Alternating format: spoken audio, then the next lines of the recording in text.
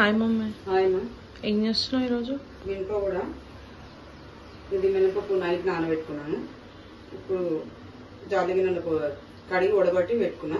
మిక్సీకి వేస్తా, చూపిస్తాను. ప్రాసెస్ అయిపోయిందండి.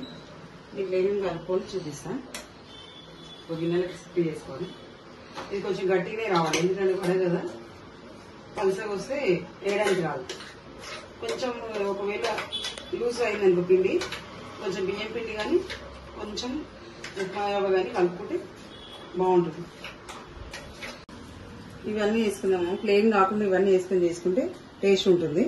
ఒక 2 ఉల్లిపాయలు కొంచెం సన్నగా కట్ చేసుకోవాలి, లేదంటే ఇట్లా కట్టర్ దాంట్లో వేసుకొని కట్ చేసుకోవచ్చు. ఒక 2-3 పచ్చిమిర్చి,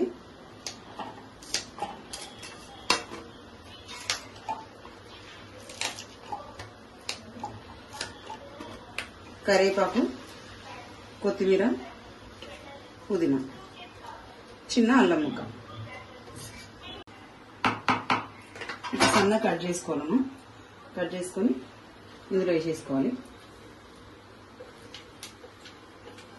చిటికెడు తినే సోడా, బేకింగ్ సోడా అంటారు, తినే సోడా అంటారు, వంట సోడా అంటారు, సాల్ట్, ఉప్పు,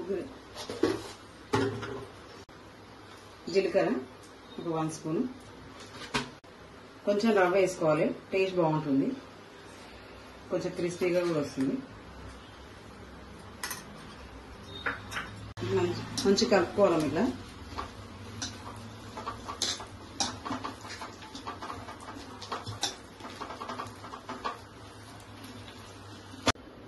చేయికి వాటర్ అంటించుకోవాలమ్మా.